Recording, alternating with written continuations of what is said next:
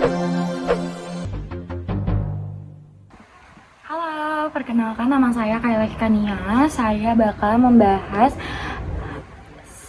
isi dari makalah yang saya buat untuk memenuhi UTS mata kuliah pengantar komunikasi digital di Universitas Cyber Asia. Komunikasi adalah proses pertukaran informasi, ide, atau pesan antara dua pihak atau lebih nih untuk mencapai pemahaman bersama. Dalam komunikasi, pesan dapat disampaikan melalui berbagai saluran seperti lisan, tulisan, isyarat, nonverbal, dan selalu melibatkan pengirim dan penerima. Sebagai contoh, saya sebagai konten kreator di salah satu PT apparel, saya sering membuat konten tren-tren menarik perhatian audiens ketika saya memposting video yang menampilkan gaya pakaian terbaru atau berbagai cerita yang relate dengan pengikut-pengikut saya akan memahami dan menyukai, bahkan saya terinspirasi atau ikut mendiskusikan di kolom komentar. Jadi itu termasuk salah satu pesan dan penerima ya, jadi kayak salah satu tektokannya gitu. Ini menunjukkan bahwa komunikasi tidak terjadi secara langsung, tapi juga melalui media sosial yang digunakan atau berinteraksi dengan audiensmu. Pesan nonverbal adalah bentuk komunikasi yang tidak menggunakan kata-kata, melainkan disampaikan melalui gerak tubuh nih, kayak yang aku buat video kayak gini. Gerak tubuh, ekspresi wajah, intonasi suara, kontak mata, postur tubuh, dan elemen yang menunjukkan emosi atau makna tertentu. Pesan ini dapat membantu, memperkuat, melengkapi, dan bahkan menggantikan pesan nonverbal. Yang pertama itu mendukung pesan verbal, adalah membantu menegaskan atau memperjelas yang diucapkan, seperti anggukan kepala saat ya, kayak anggukan kepala tuh kayak oh ya gitu. Menyampaikan emosi, kalau menyampaikan emosi itu memberi konteks emosional yang lebih dalam seperti senyuman atau menunjukkan kemarahan. Terus mengatur percakapan itu kayak membantu mengatur giliran bicara. Jadi kalau misalnya kita lagi meeting, mengatur giliran bicara kita nih, ini si A sekarang lagi bicara, si B sekarang lagi bicara, seperti menggunakan kontak mata atau peragaan tangan atau berbicara gitu. Menggantikan verbal tuh kayak digunakan ketika kata-kata tidak diperlukan, seperti melambaikan tangan atau menyapa.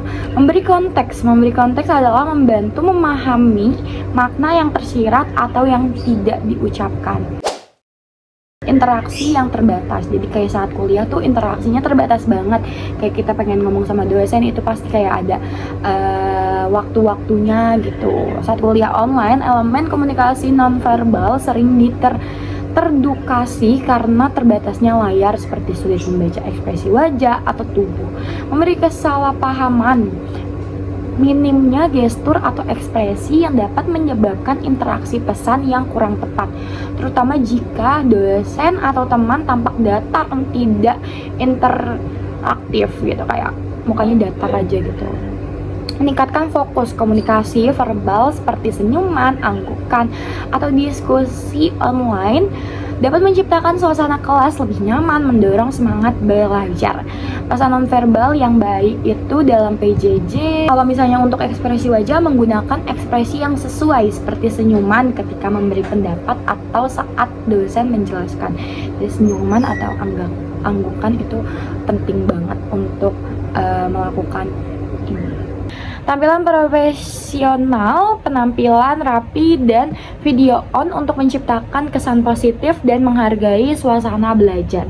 Intonasi suara mengatur nada bicara agar terdengar jelas dan antusias meskipun hanya melalui audio. Menurut saya, elemen-elemen ini penting untuk menjaga komunikasi tetap efektif, terutama saat belajar jarak jauh yang membuat usaha dalam menyampaikan makna di luar kata-kata.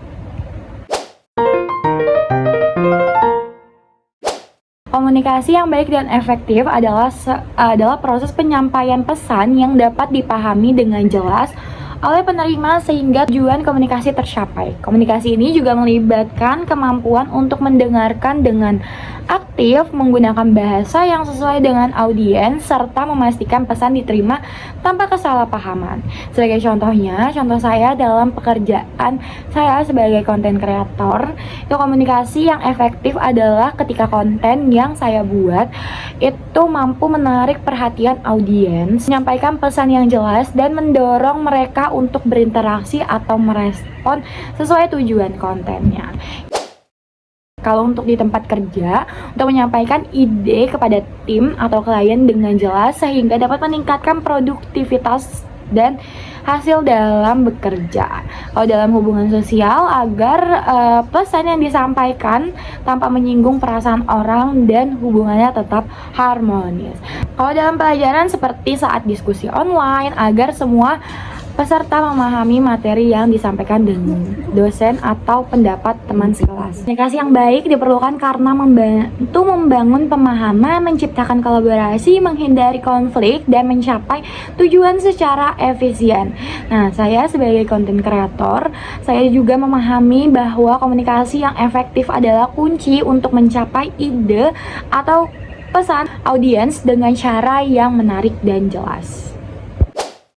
Perbedaan pemahaman atau latar belakang audiens dengan latar belakang atau pengalaman yang berbeda mungkin memakai pesan secara beragam.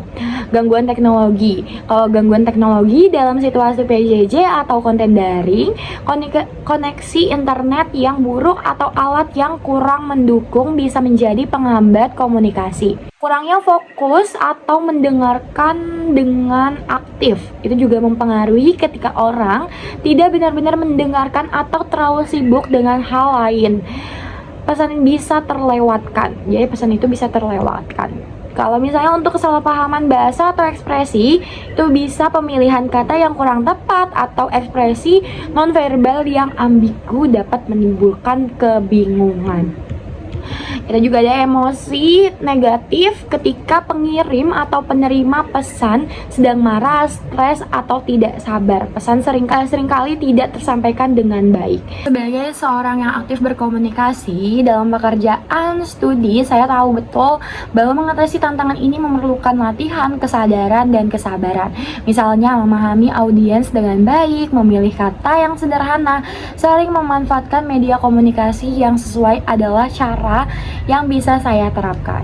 Ya, sekian jawaban atau isi dari makalah saya. Assalamualaikum warahmatullahi wabarakatuh.